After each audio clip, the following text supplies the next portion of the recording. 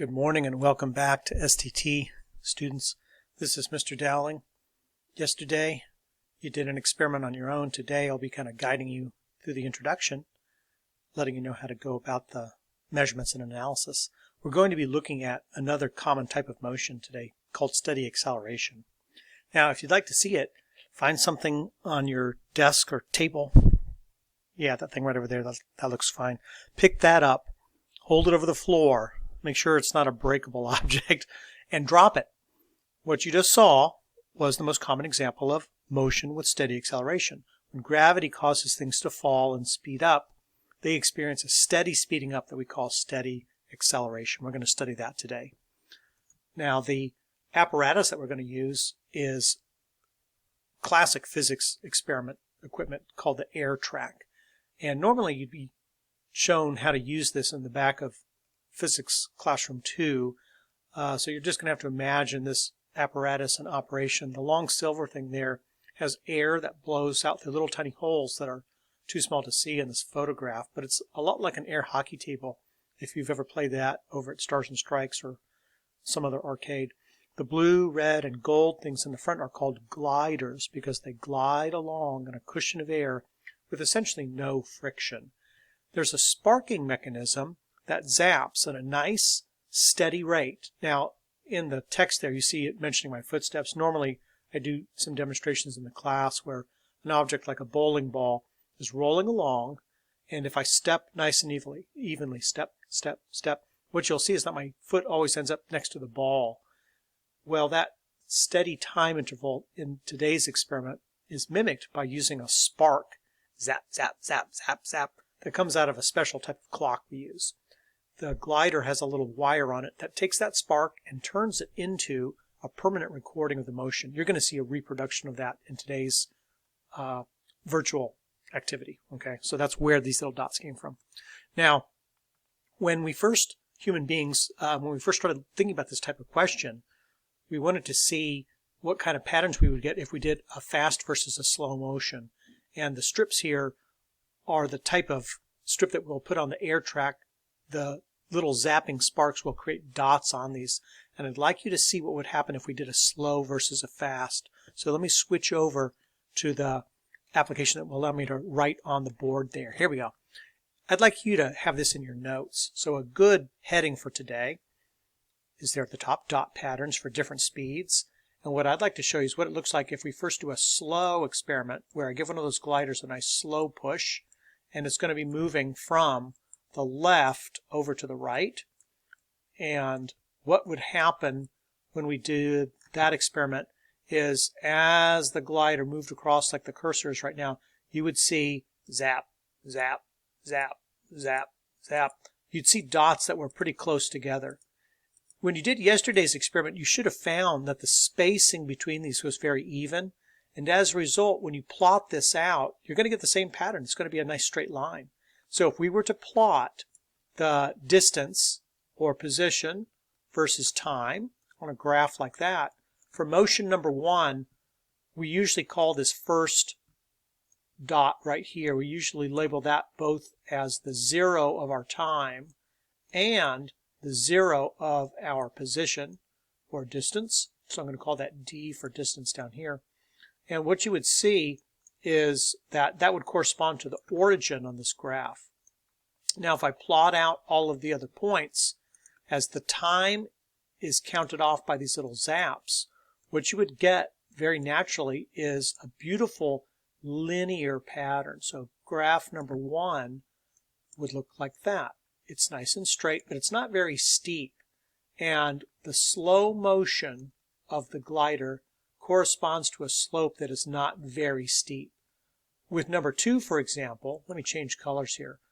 Imagine that I give the glider, starting in the same place, I'm going to start the clock all over again. It's going to move once again from left to right. So never hurts to have that information. If I gave it a push, it would similarly start from the origin, because now when I give it the fast push, zap, zap, zap. It's moving really quickly across the tape. Zap, zap, zap. And you would see a linear pattern that has a very similar look in some ways, starts from the origin, goes up through my data points, makes a linear pattern, but it's a lot steeper. And that simple visual observation that the steepness of your line goes hand in hand with your speed is what we're going to be using in our experiment today. Now, in the activity that we're going to look at, we're going to have a motion that has a changing speed.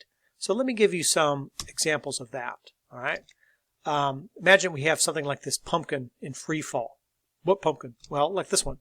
The students there are going to be dropping pumpkins, and the students down below are probably equipped with some stopwatches. How long does it take to fall? Looks like they're up on about the 6th or 7th floor. And more importantly, how fast is it going to be going? Those are the types of questions we'd like to be able to answer today. As those pumpkins fall, I'd like you to think about, well, what would the graph of distance versus time look like? Is it going to be a straight line, or is it going to be something else? And as they fall, are the speeds going to change? It's very interesting to see this in the real world. So I'm going to show you a video of another pumpkin. Believe it or not, that big orange thing up at the top there, guess what? It's a pumpkin, and it is going to fall onto that old car. This is at a state fair or county fair in some small town out in Utah. And the guy there on the left uses this every year as some sort of fundraiser for a local charity. He grows these pumpkins, and they weigh over 1,000 pounds sometimes, raises them with a crane and drops it onto a car. And the people in the background have paid good money to see this happen. I'm going to put a link to this YouTube video in the Verge folder, so you're going to be able to watch it. Just take my word for it. It's exciting. So I'll pause here. You'll stop the video. You'll go to that link, and you'll watch the YouTube video. When you come back, you'll be able to tell me the answer to the question, how fast is that pumpkin going? Fast, slow, whatnot. All right, pausing. All right, now I'm coming back. Now, the thing you should have seen is that as the pumpkin fell, it crashes through the roof, and it is just pulverized in an instant. So it is obviously going very fast. So we know from experience that objects that fall under the influence of gravity go really, really quickly. And in our experiment today, we're going to see what that motion looks like as we record both the distance versus time, and with a little bit of careful analysis, the velocity versus time.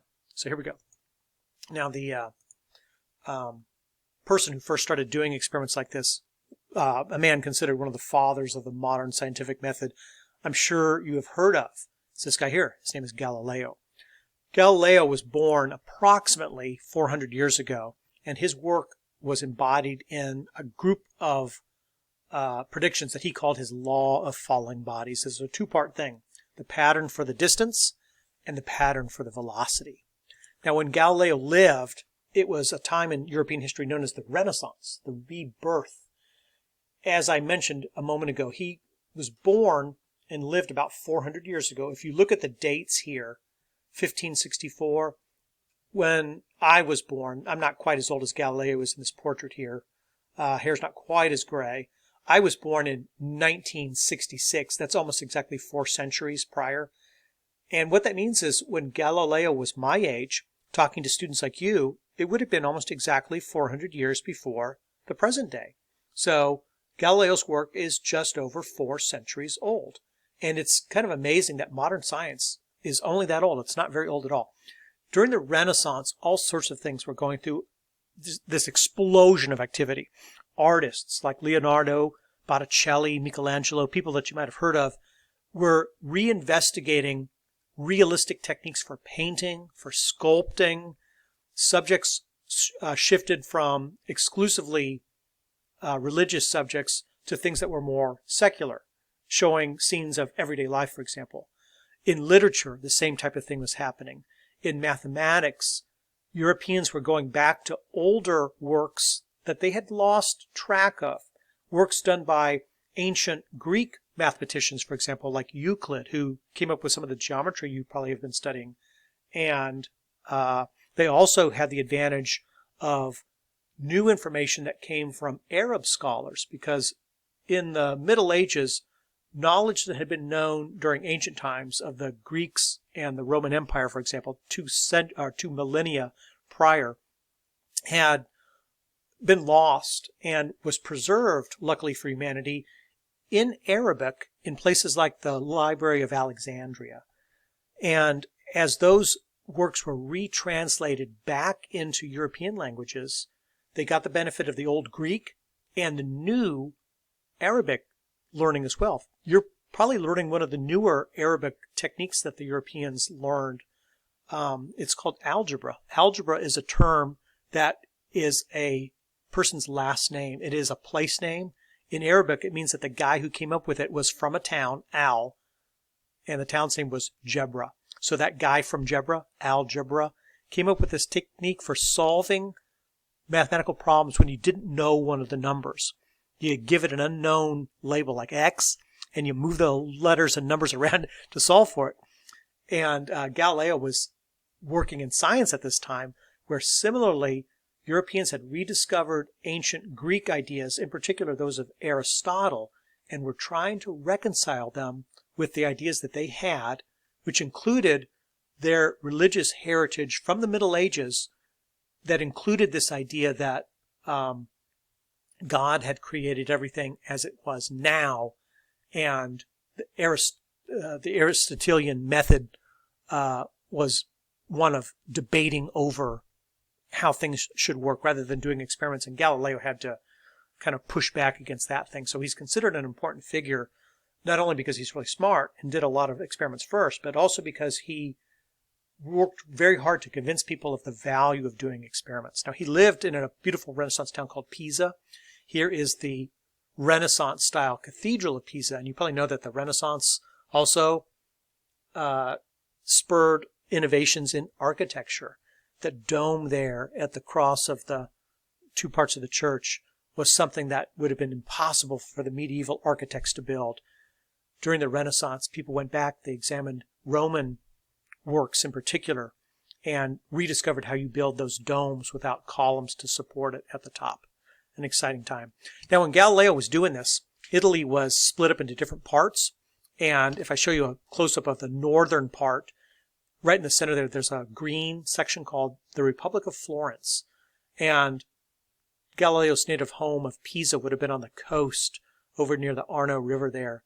But it was ruled by somebody in the town of Florence, a beautiful Renaissance town in its own right, where if you're ever lucky enough to go there, you will see some of the reproductions of inventions that Galileo made as he studied motion. Here's one of them. When Galileo was trying to study the motion of cannonballs, he realized that you had to do experiments that involved all sorts of variables. They wanted to aim these things better as cannon technology improved, and Galileo realized you had to study gunpowder quality, the length of the barrel, how big the hole is, how straight it is, and he discovered that as the experiments were going on, that the ideas that the gunners were using to aim the cannon were just wrong. They were based on Aristotle's idea. In this picture, which was produced during Galileo's life, here's the idea that Aristotle had. The cannonball would go straight out, straight line. It would, quote unquote, get tired near the top, and then it would fall straight down. And when Galileo did simple experiments in his backyard, or, even in his lab, just tossing something from hand to hand, he saw not straight lines. He saw these curves, which are known as parabolas. So we're going to be seeing this. Now, when Galileo investigated this, he needed ways of splitting up the up and down and side-to-side motion. And one of the things that he did to do that, I'm going to show you here in a moment, he also is reputed to have dropped objects of different weights from the Leaning Tower. I'll show you an example of what happens when we do that in another video. But the invention that I'd like to show you, because it mimics what we do in our experiment today, is this guy right here. To slow down the very rapid fall due to gravity, Galileo used a ramp, and these little bells on the ramp could be adjusted so that they would ring right at the same time that the pendulum would swing. There's a pendulum on the far right-hand side of the ramp. I hope you can see that. And when he did this experiment and marked out by using these bells where the ball was at each ding, what you get is something that looks like this. Ding, ding, ding, ding. They're not evenly spaced. They're going to give us a beautiful pattern. We're going to check out what that is. We're going to see how the velocity increases in our experiment today. All right, let's get to it.